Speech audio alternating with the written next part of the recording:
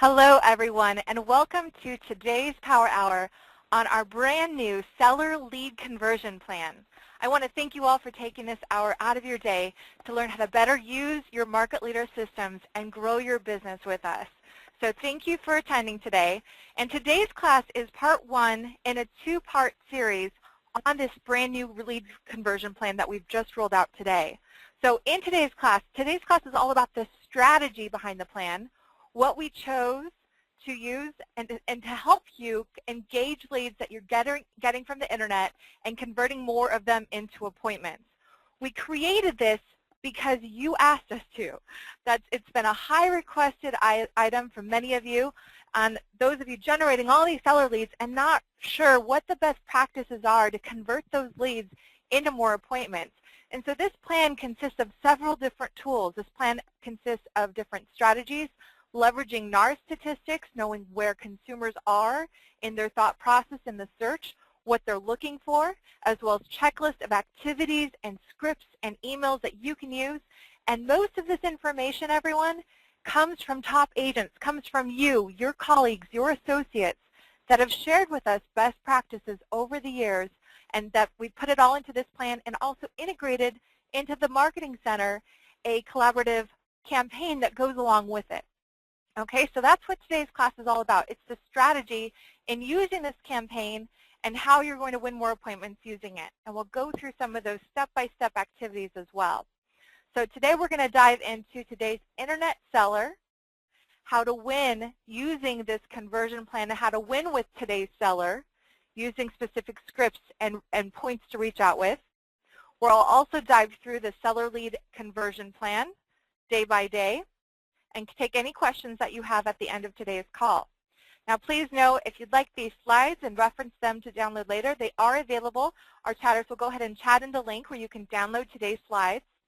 And the specific scripts that we're including as part of this plan, they're already loaded for you on the training and support portal. So we'll chat in that link where you can download the entire plan as well as the scripts and the slides as well, okay? And then next week, for those of you that have troubles and sometimes get caught in the weeds in the step-by-step implementation in your system, that's what we're going to focus on next week, is the actual implementing this system into place in your market leader system. Sound good? All right, well, let's get started.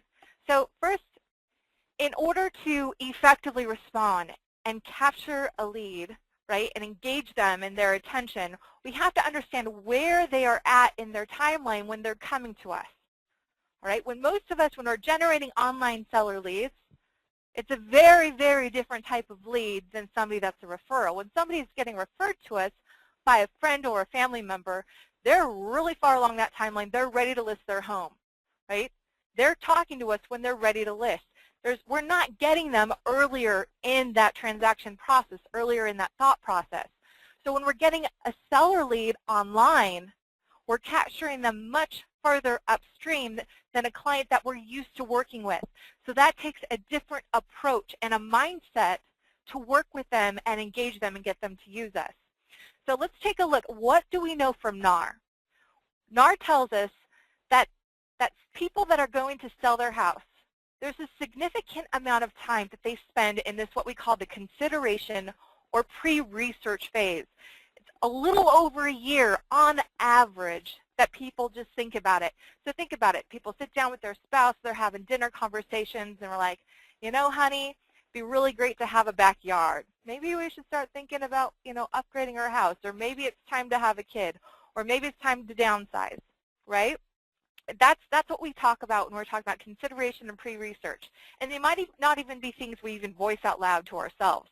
Just kind of those little nagging things in the back of my mind, oh, it'd be nice if, right? That's the consideration pre-research phase.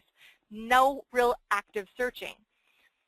Fast forward a year later, after it's been in the back of our minds, light conversations about it, that's when our sellers start to take active measures to start their search to sell their house. And so they actively go online, and that they spend about 3 months where they're actively researching kind of what they need to do before they sell their house. Okay, what's the market doing? Is this a good time to sell? Am I underwater?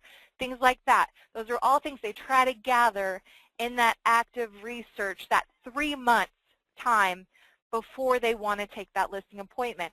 And then they take that listing appointment to get an agent lined up, put their house in the market, and they spend on average 5 months selling their home. That's from the after the listing appointment on, 5 months.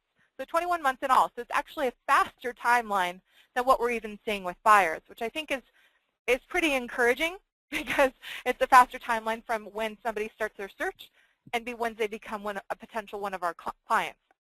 Okay? Now, what else do we know about our sellers, our internet sellers? Right? Where are the places we can win? Well, something that I think is interesting, and this has been a pretty consistent statistic that we've seen from the NAR Home Buyers and Sellers Report year after year, or at least for the last 5 years that I've been looking at it. 66% of sellers only interview one agent before selecting who they will work with. That's a pretty phenomenal statistic considering this is the largest financial transaction they will ever do in their entire life.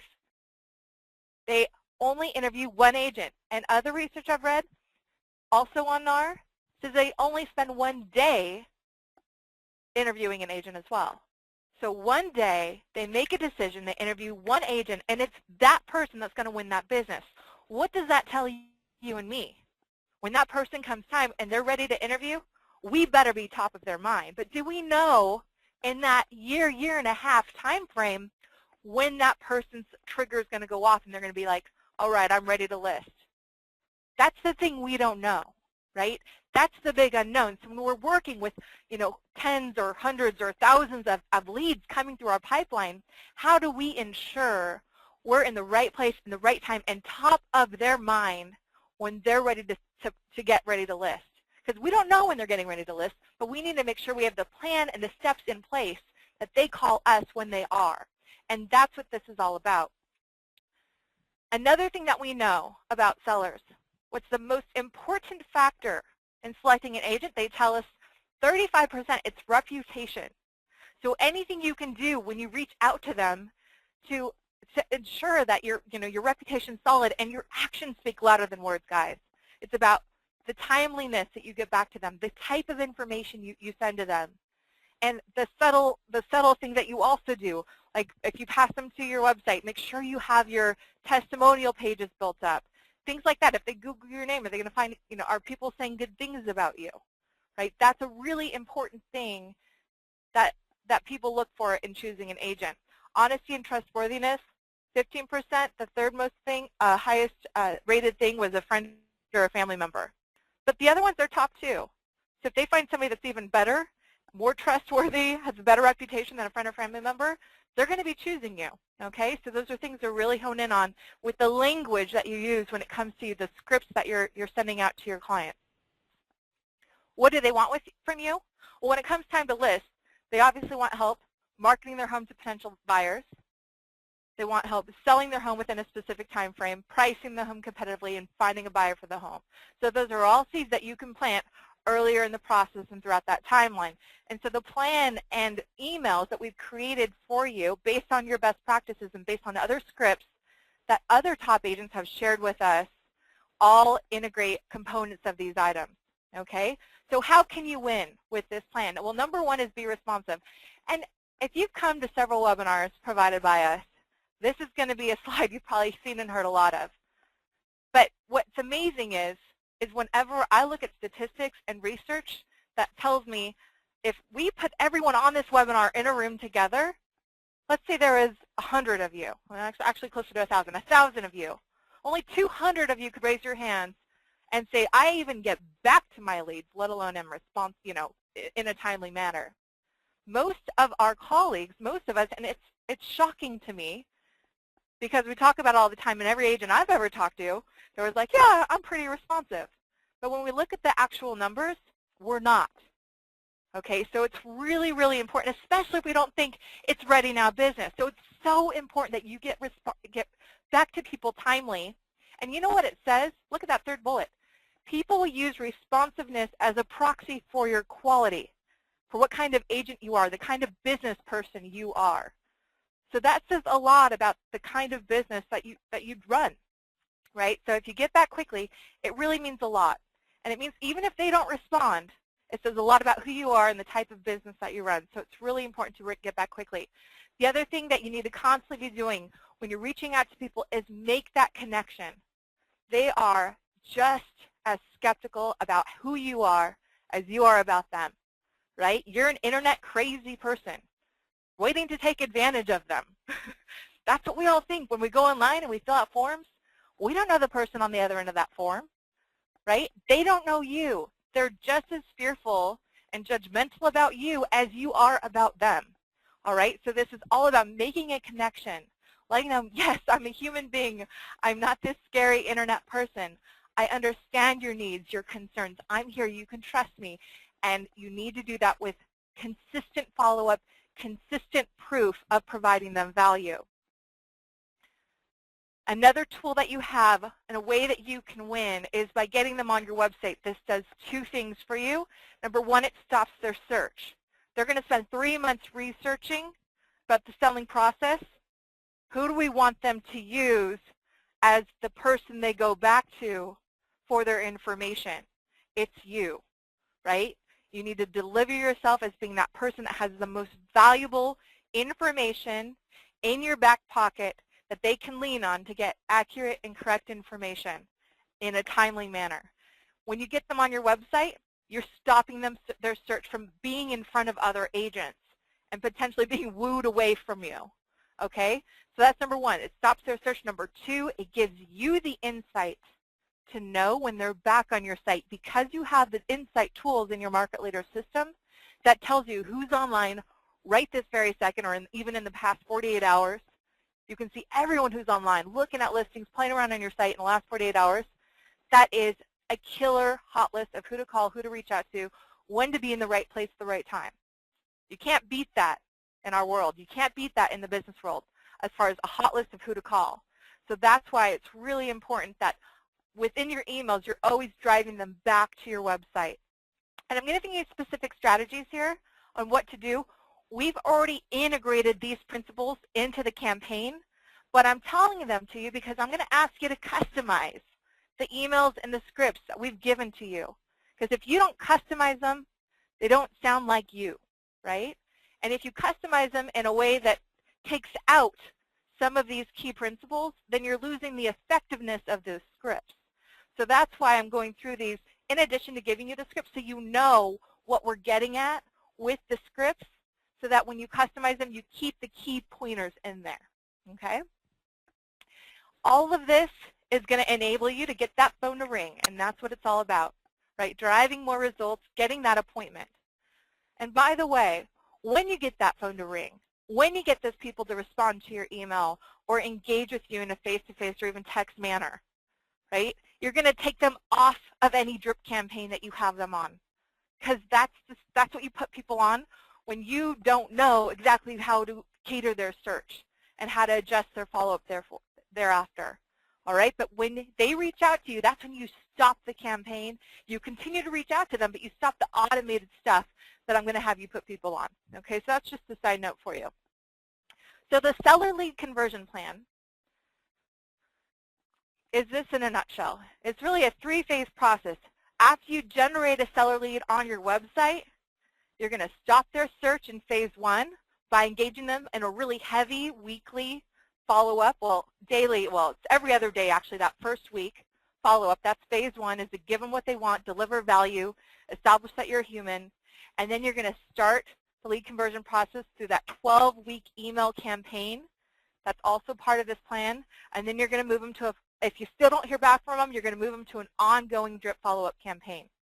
So that's the lead conversion plan in a nutshell.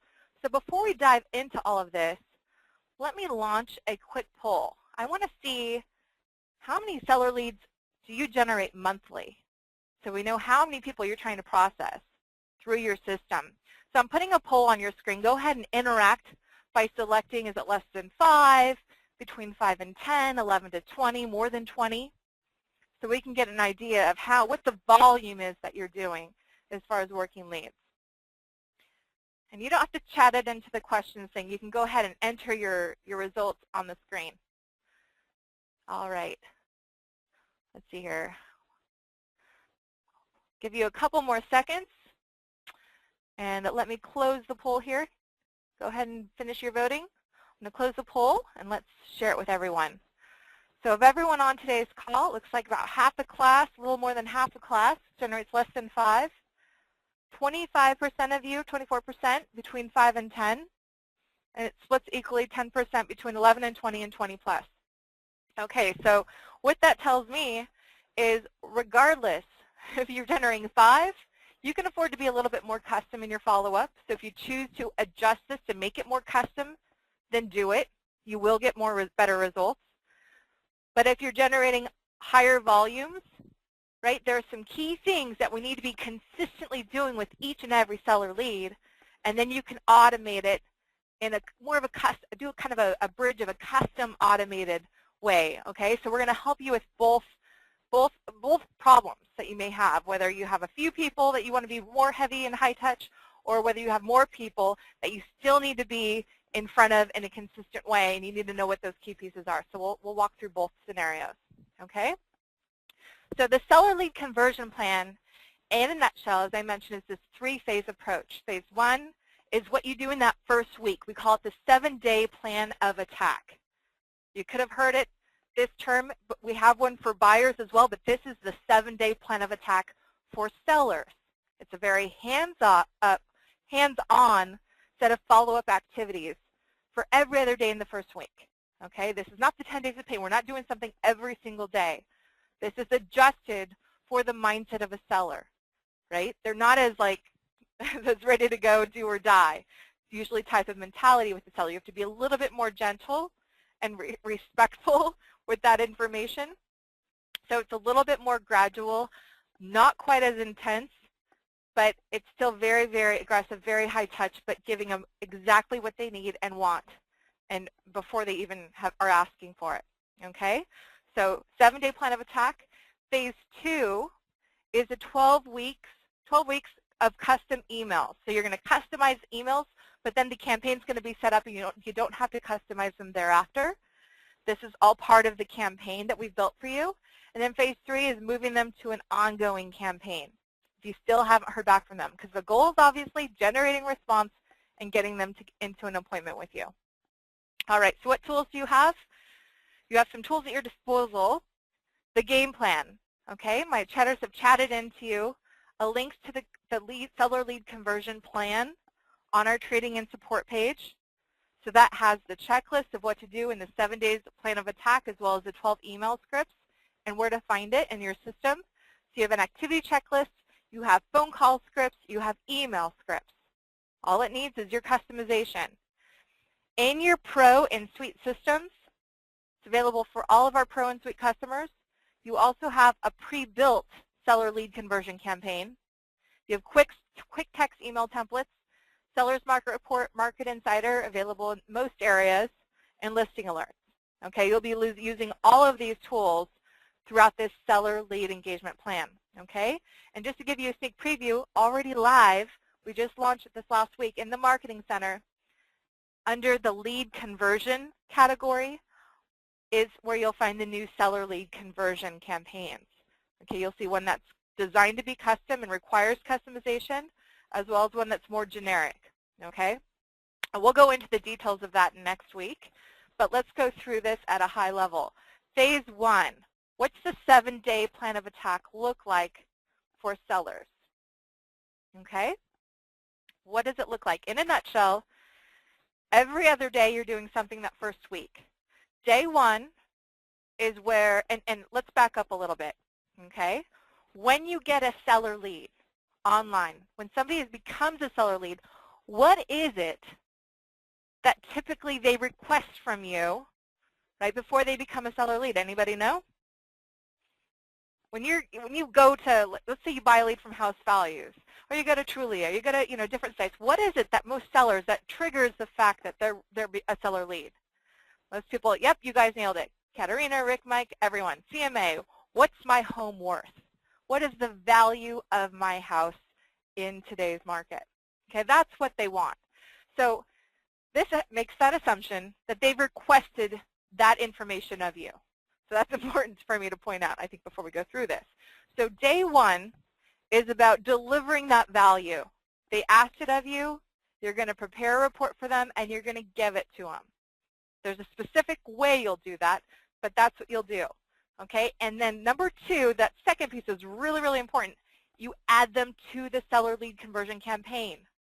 All right? You need to have it customized, set up in your system, so when you put people on the campaign on day 1, it will trigger the rest of these activities automatically for you in your system. An activity will show up as a reminder on your dashboard, and any email will automatically go out to your contact, okay, once you have this set up correctly. That's how this is designed. Pretty easy peasy, right? Right. So day 3, everything else is orange. I put it in orange so you knew it was automatically. Now, it's not going to mail a note for you or call your lead for you, but it's going to prompt a reminder for you to do those things. So let's go through them day at a time. So day 1, the activities in your plan will say, first of all, try to call the lead. And that makes sense, right? If we get a new seller lead that just requested the value for home, they come into your system, you get notified, hey, you have a new lead. Oh, and they provided a phone number. Boom. If they provided a phone number, you'll call them. Okay? If they don't answer, leave a voicemail. All right? People often ask me that question. Do I leave a voicemail? Do I not? If I leave a voicemail, does that mean I can't call them later?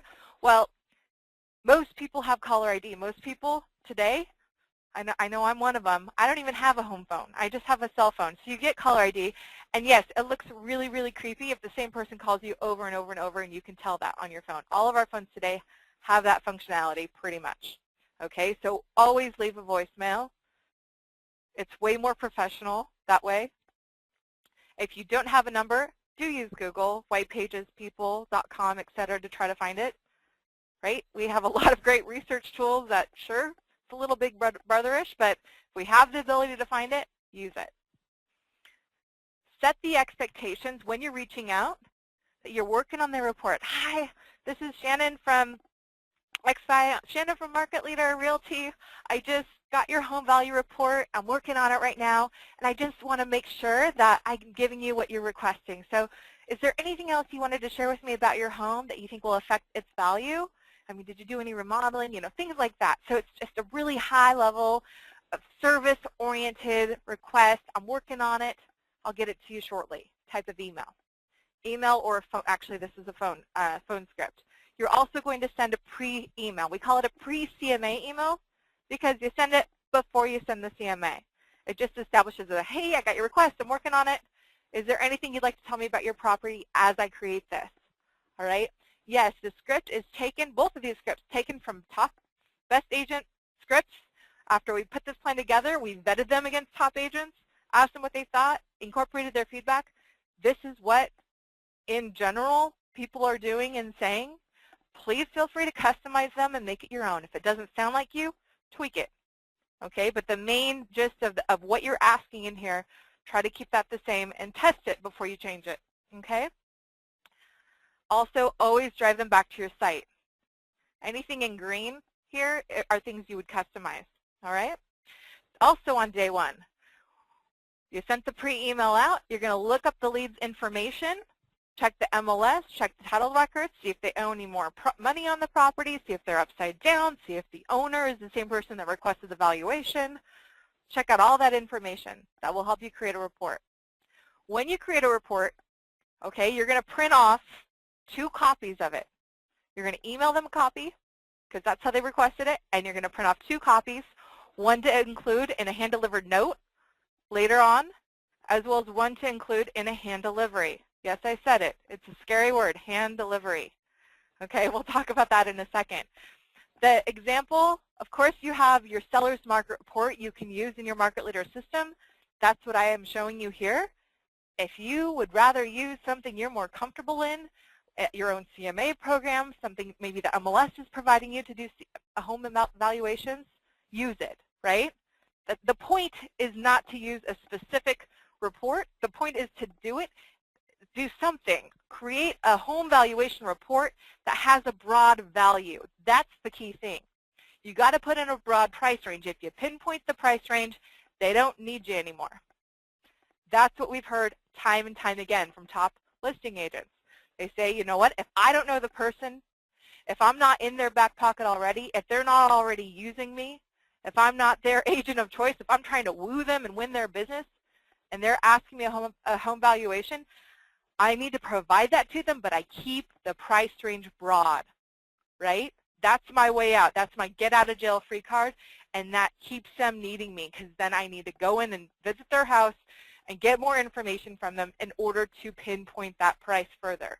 And let's be honest, we can't pinpoint the price if we haven't seen the home, right? Right. So that's the main thing to take away from this. Broad valuation, a broad price range. Use whatever valuation tool you want. We have one for you, but you can use your own. Print off 2 copies. One of those copies you'll use as a hand delivery. Now there's 2 goals here that I'm going to talk to.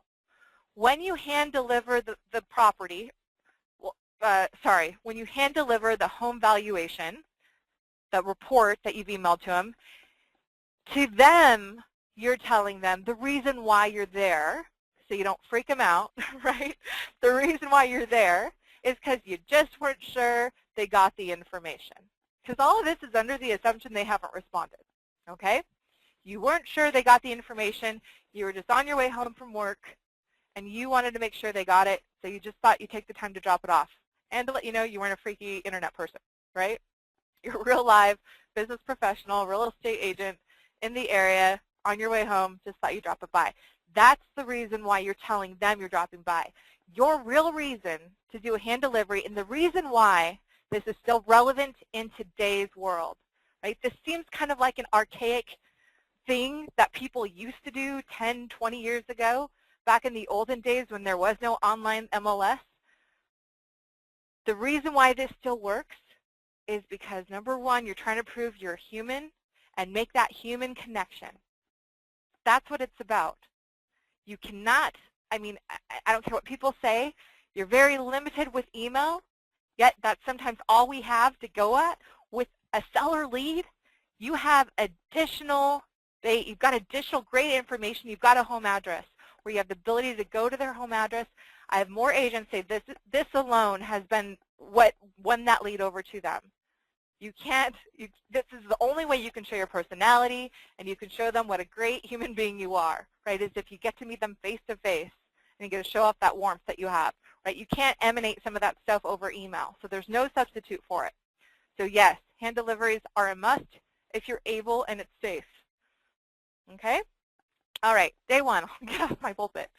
Day 1, the last activity that you're going to do on day 1 that you need to make sure you do, like all of them, is add them to the seller lead conversion campaign. This will kick out the rest of these activities and emails automatically for you. Okay? So then you don't remember what you need. You don't have to remember what you're supposed to do. So day 1 are all things that you need to do and remember to do when you get a new lead. They need to become autopilot. And then you've got to put them on a seller lead conversion campaign, and the system will remind you who to do what with next. Okay? So for those of you working with 5 or more leads a month or a week, getting a new seller lead in your system, it's like clockwork. You just work down your reminders. Okay? All right. So day 3, you're going to call and leave a message if you have a phone number, obviously. If you don't, then obviously you're not going to leave a message. But if you have a phone number, use it. Day 3 also, mail a handwritten note. This is a best practice. Thank them for contacting you. Include a copy of your valuation report and ask them what they thought of it. Also email them current active listings from the seller's neighborhood. So you know what their address is. You can put their zip code into your system, find local listings that are kind of active listings that are similar, just to give them a snapshot. Again, goal is to drive them to your site and see if they're actively engaging. Day 5 is to look, did they come back to your site after you sent them some listings? Right? Are they starting to research? Are they starting to look around? Are they showing any engagement? Another thing you can bait them with is a link to the Market Insider page on and put in the zip code that they're in. Okay? So that's the next thing that you would do. Day 5, 2 days later, that will automatically remind you to when you put them on the campaign. Day 7, right? After 1 week, you're going to call them and leave a message. Add a lead, add them to receive listing alerts. Why a listing alert? Well, First of all, you're going to put it on weekly, so they're not getting it every single day. But the listing alert, and you're going to email them and tell them this will keep them apprised of any listings that come on the market in their area similar to their home. Even though these are going to be active listings, not sold, right? You and I both know the real information comes from the solds, and when they start to engage with you, you can send them some of that information directly from your MLS. But if you send them listing alerts, at least they're going to start to know what their competition is doing, when homes are coming to the market, if prices are dropping, etc. So that's going to start that education game. It's going to help them with their research and drive them back to your site. Add them also to the Market Insider newsletter for their zip code, which you can proactively do. All right, so at the end of the first week, we've responded to the request quickly.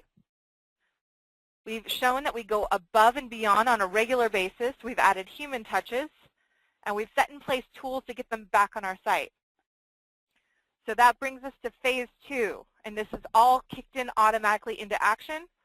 But what you need to do, what you need to know is, A, what's going out on your behalf, and 2, you need to customize them first. All right? I can't emphasize that enough. Yes, we've built campaigns for you, but this is your lifeblood. This is your business. These are the things that are going out representing you and asking them to do things. So you must read through these scripts and campaigns and customize them so you, A, know what they say, and you can sound intelligent when they do call you and reach out to you, and you don't lose that business because you don't know what they're talking about. And number 2, you need to customize them so they sound like you and they have your voice and they represent your market and they're more custom to your area. You will be more effective if you do those things. So 12 weeks at a glance. Why 12 weeks? Is that an arbitrary number? Well, that goes back to the seller's timeline. 2.7 months on average they spend researching in the active phase before putting their house on the market. So what is this? This is a 3-month campaign, 12 weeks. All right? So that's not by accident that it's 12 weeks. So it's designed to give you the best shot and put the best foot forward within the given timeline you have. So first email. How much is your home worth today? We're making sure they got that information, asking them for feedback. Number 2, this email is about relocation, right? And this is based off of NAR statistics. Statistically, when people want to sell, they're interested in relocating. So a lot of these campaigns are hitting, and emails are hitting on things that we know statistically majority of people are thinking about. We're also asking them about keeping an eye on homes like theirs, saying, hey, I'm keeping an eye on homes similar to yours. Would you like XYZ type listing? So prompting buyer listing alerts throughout this as well. Phone number. If they gave you a phone number or not, we've written this email in a way that asks them for the best number, right? Or is this the best number to reach you at? So it's written in a way, it's pretty, I think, a smart way that it's written, and this, again, is borrowed from some of our top agents, but with their permission, of course. But it's just a way to elicit better phone numbers for you and try to ask that question. I'm really real. Establish you're a human being. This is where you'll put in local information about the area you live in. Is this the time to sell? There's activities built into this 12 weeks as well, like a phone call. Top 6 ways. So there's different lists that you can have. And I don't know if you guys know this, but for those of you that have Market Insider, there's this blog section where there's additional information, and there's bloggers that will blog and put in relevant information, and there's different articles. And so there's a way to drive people to your Market Insider, to a specific article on your Market Insider page of your account. And if not, I've also, I have an email draft for you, and I'll share that with you next week. It's also in the slides as well as the conversion plan on the website. Different emails that drive people to a list that you have available to you. So it's all about a fake attachment email. We've all heard J. Michael Manley. He's the one that came up with that one. It's like a, hey, I'm attaching something, and then you don't really, and so then they respond. So that's a way to drive. It's kind of a tricky way, but it's a way that he finds a way to start a conversation and to drive engagement. But then 2 days later, you actually send in the, oops, here's the attachment. You send them a link to the thing that you previously offered. So it's kind of there's a lot of different strategies going on here with these emails that are aligned with the seller, with their timeline, and the key motivating activities and key motivating pieces of information we know that they're requesting of us, and that will tweak their brains around and make them go, aha, I need to use this person. Okay? So, and then the last thing you do is add seller to the phase 3, to an ongoing campaign. So at the end of the 12 weeks, you'll get an activity reminder saying, hey, this seller needs to be moved to a different drip campaign, and I'm recommending to you what campaigns those should be. So if at the end of 3 months of your, first week of being gung-ho in that 7-day plan of attack and the 12 weeks of automated follow-up is still nothing, right? If you still haven't heard back from them, then just let it go on autopilot and put them on an autopilot campaign. I put in bold my 3 favorites. And I'm going to be honest, 3 of the reasons why those are my favorites is because they go out for the longest, right? I don't like to be reminded for people that necessarily aren't going to be the most engaged with me. I want to make sure they're still getting good information, and I have it on autopilot for as long as possible without having to do more work. So that's something I think a lot of us value. So long-term seller is a great one that you can put people on. Homeowners newsletter, also a 12-month, but that middle one is one of my favorites. Continuous repeat referral. Kind of a funny name, but it's like the Barney song. It's a campaign that never ends, and that's what I love about it because I don't have to do anything to make sure they're getting touches. And what do you mean it never ends? Well, my marketing team, we actually own updating and putting in new pieces in, so something goes out to them every single month. And it's usually some sort of like happy holiday, like Happy St. Patty's Day, or remember to turn your clocks forward, things like that. So it's a touch point. It's more broad and general in nature, so it's really perfect for anybody you put on it. Okay? And yes, these campaigns are all available to Pro and Suite users. All right. I mentioned this before, but I'll say it again.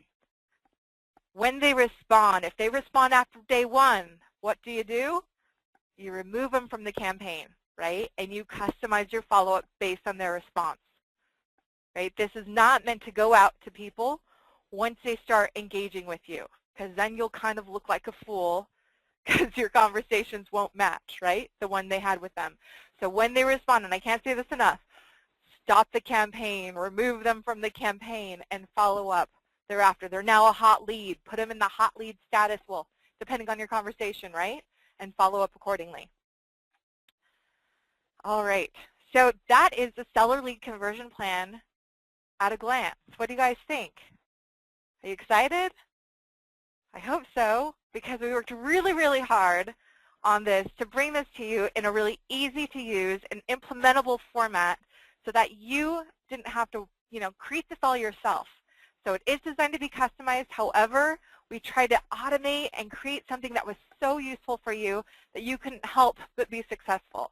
Because let's face it, our success is solely based off of how successful you, our agents, are.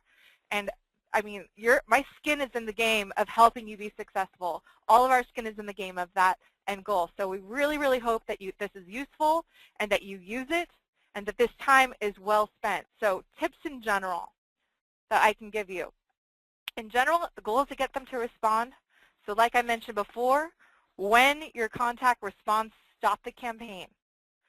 Customize your follow-up whenever possible, and stick with it, right? This is not going to do you any good if you use it for your first lead and then you don't do it afterwards, right? Your time today is not well spent if you don't use this, if you're not consistent. If you are not consistent with a plan, you are not going to have increased results with any plan. It's like going to the gym. It doesn't do any good to have the membership if you don't take a step in the door and get on that treadmill. Right? Stick with it, be consistent, commit to it, and build it into your calendar, build it into your day. Email tips. Respond quickly.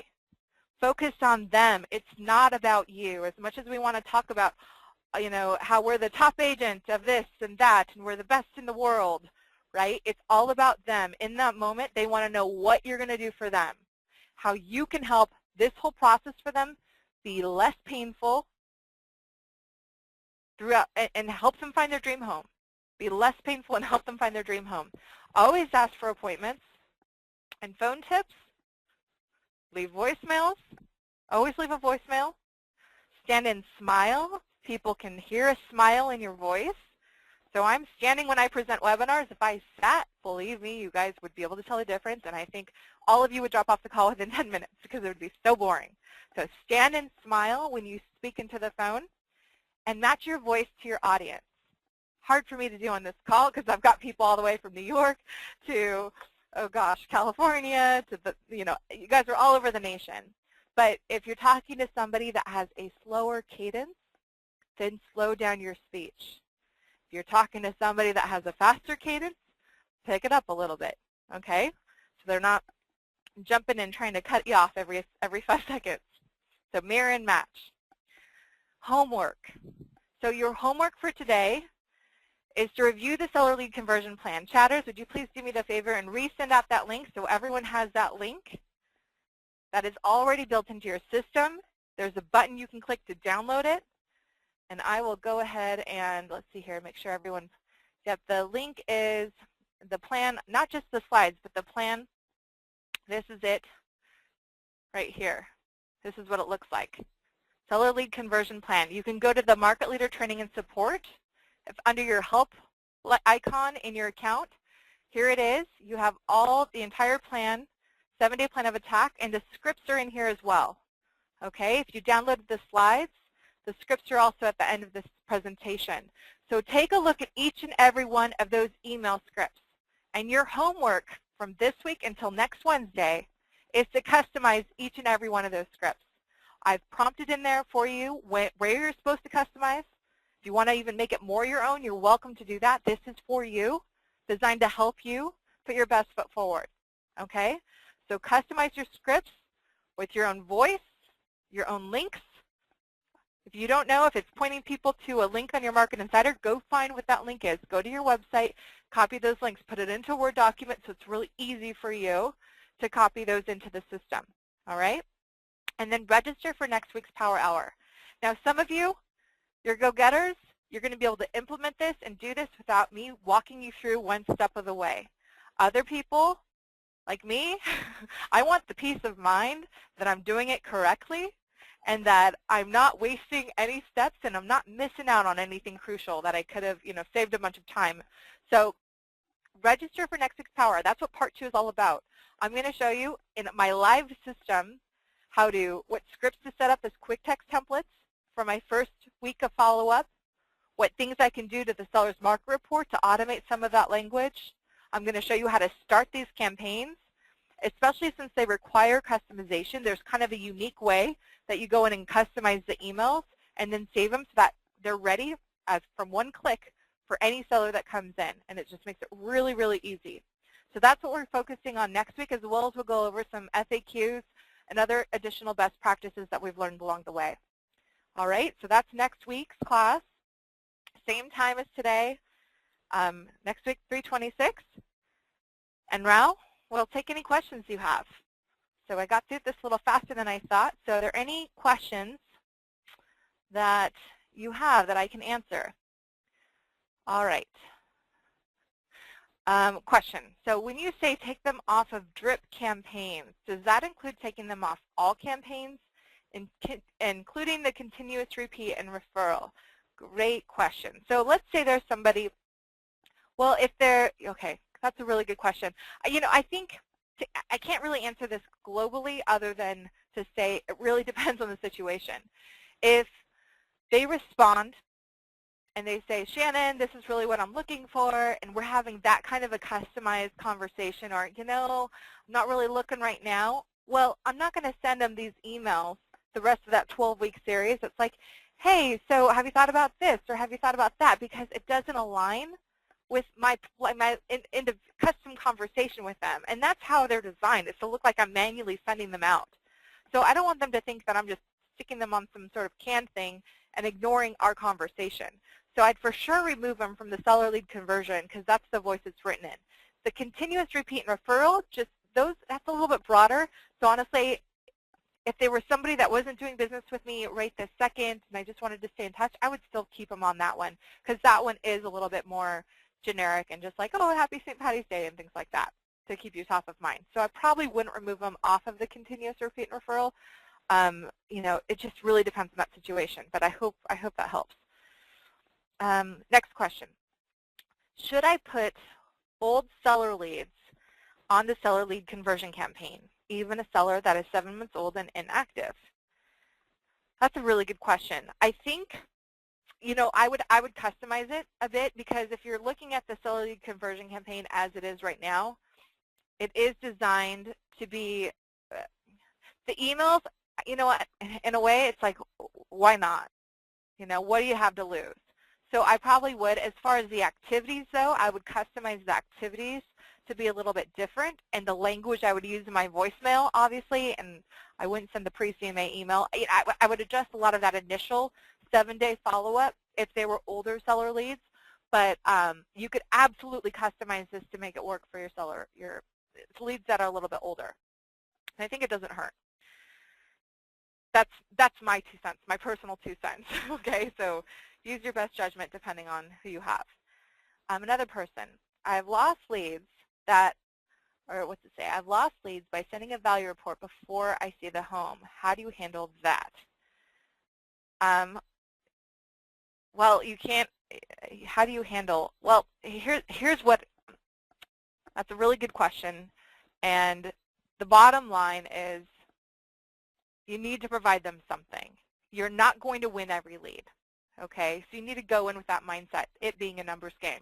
You're going to win some, you're going to lose some, right? This isn't a plan to wow, and I wish it was. And I wish I could say every person you put on this is going to call you, and they're going to love what you send them, and they're going to use you, and it's all going to be rainbows and puppy dogs from there on after, but that's not the case, right? Your target consumer is someone that already doesn't have another agent in their back pocket that, is not sending them stuff already, right? So you want to, it's a numbers game, pure and simple. It's about putting people on a systemized plan and providing them value. They're requesting a valuation report from you. You have to send it. Otherwise, you're not even bothering responding to their request, and you're already ignoring them. That's what I'm hearing over and over. So you have to send them something. But that's why the valuation you send, it's best to keep it broad, okay? And it is really critical in how you respond to people, because when you're responding, if you keep something really pinpoint, you are taking yourself out of the equation. They don't really need you thereafter. They got their answer, and you're not really continuing the conversation. But if it's broad, then at least that's a tool. That's a piece of bait to bait them into getting and needing more information from you. So you can't really change the fact that you've lost leads in the past, but going forward, just keep them on a system.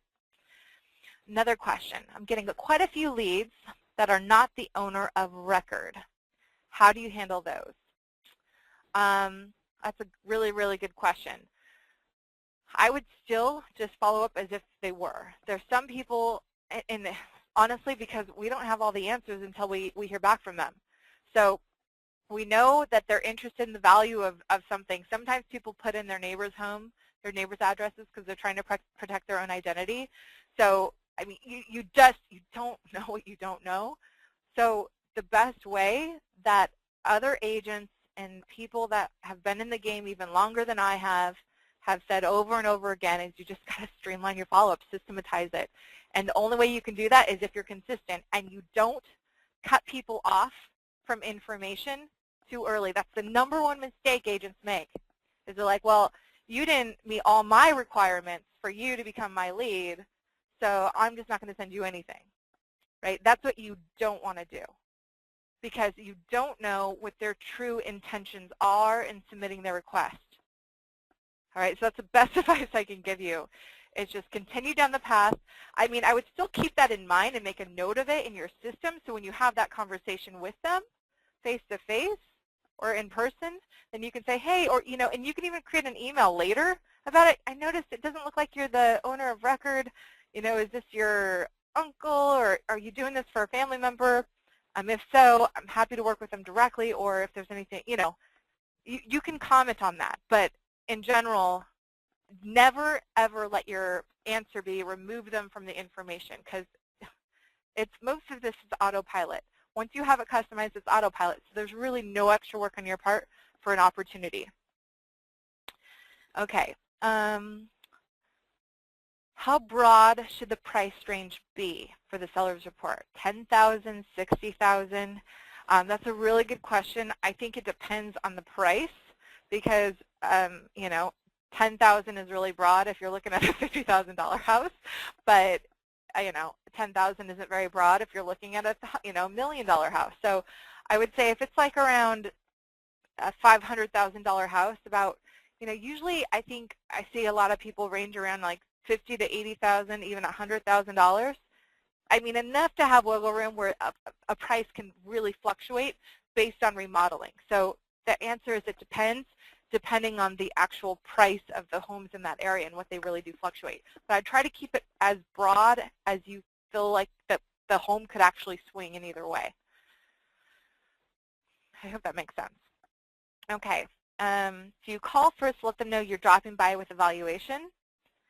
Yeah, so part of the plan is you do call, you want to let them know that you're preparing a report for them and you'll be in the area. So, yep, that's part of the whole plan and the script. Can you please remind, let's see here. Oh, and also, just to let you guys know, we're getting a lot of questions too. It looks like I did not reiterate. And just to reiterate for you guys, the scripts and the emails are all included in this plan. So you don't have, it's not a blank slate where we're saying, hey, here's the gist of the email, go write it. We actually wrote it for you. So that's part of this plan, and that's one of the things you requested of us, so we wanted to provide that to you. So that's why, you know, we worked really hard to roll this out for you so that you would have a starting place, a place where, you know, an email is actually pre-written, it's all ready to go, it just needs your voice on it. So inserting the area you work and maybe a link to your website and, you know, what your favorite dishes at your local restaurant, things like that that you can fill in. A video of yourself, you know, like a, hey, I'm really a real person. So if you have a video of yourself, like those are something, ideas of pieces of customization that we're going to ask you to include in there. But yes, the scripts and emails are already included in the campaigns. They're included in the plan. You have access to all of them as our pro and suite users. That's part of what you get with this whole thing. Another question. Hand delivery is scary. Yes, it is. It is scary. What approach would you use if you're getting over 100 seller leads a month? Great question. Well, honestly, if it was me, and I physically could not do that many hand deliveries, then I would look at either resourcing. Who can I get to help me with my job? You know, is there somebody I can pay for $5 an hour, or, you know, to do some of the things, logistics, to get it set up so I can be the one that goes out and do them. And then, honestly, I'm going to have to play the prioritize game. If it was me, I'd probably work on the, even though with every lead, I put everyone through the same process, but if it's truly in a price range that's more, or an area that's more my focus, that's where I'm going to put in more of the extra effort. Hand deliveries, I think, are a baseline effort until you get into like working hundreds of leads. If you're working hundreds of leads a day, then you're right, you can't physically make it out to that many houses and do all the other things you have to do. So at some point you're going to have to prioritize. But if that's the case, just that's my 2 cents. Do as many as you can, prioritize accordingly based on what your niche market is, the area you're focusing, and the price range, so it makes more sense to you, literally. But after that, I would just do it. And I think if you get a couple under your belt, you'll feel a lot better about them, and you'll find that they'll pay off. All right, we've got 6 more questions. Great questions, everyone. Please say again where they can find these campaigns. Yep, absolutely. So these are in your marketing center. So, and I'll show you where next week. I can even see if I can try to log in. Whoops, sorry about that. I'll try to log into an account for you. Let's see here. Here, I can show you where. If I scroll, let me log into my account real quick and see if I can't remember my test account. Here we go.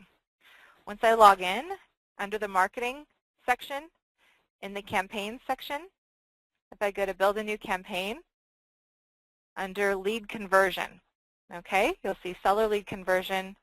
There's actually 2. The one I'm going to be recommending we all use is the custom one, because if you customize, you will have more success. There is a generic one, but that's just for those. We'll talk about the differences next week, but this is where you can find them. Again, your pro account under the marketing section, under the lead conversion section, you'll find the seller lead conversion emails.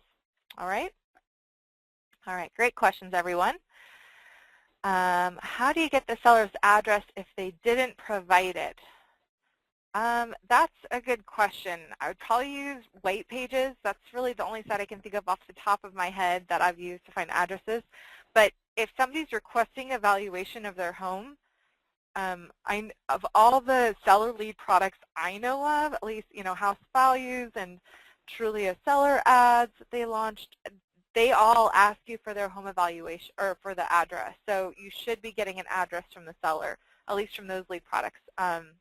Yeah, or if you even drive them to your sell tab of your market leader site, it prompts them to put in an address. So that's, but White Pages is one of the places I know you can go online to look it up. Or you could just Google their name. But beyond that, I don't really know. Sorry. Let's see here. Many of my seller leads come as buyer leads at first. How do I transition from buyer engagement to seller engagement? Great question. So really, it depends on the lead. So if a lead's coming in, they're looking to buy, then I would work with them.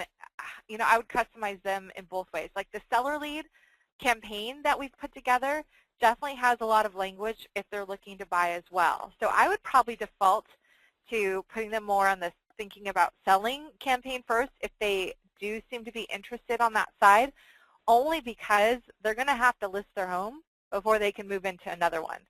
And the listings typically, I think, are more in general important to our business. If we own listings, we own the market. So, and we then by default generate more buyer leads from it. So I typically try to, if it's a buyer lead that does, become a seller lead, I definitely work them more in a seller lead format. And that's what I've heard has worked more effectively as well. How do you know when a campaign has ended? This campaign will send you a reminder and activity that says the seller lead conversion campaign has ended. We recommend you put them on XYZ campaign next. So that's how that works. Let's see here. All right, we have 2 minutes left. Great questions, everyone. Let's see here. At what point in this campaign can I put all my seller leads that I've got over the last month? Sent the CMA, but they're not engaging. At what point? You can, I would just start them from the beginning. You would have to so I would customize a couple pieces of the beginning of this campaign. Again, if it's they're leads that are not brand new, but if they're relatively recent, there's no reason why you can't put them on this campaign pretty much as is. FAQ, listing alert by zip code is, okay, so people are asking for listing alerts by zip code.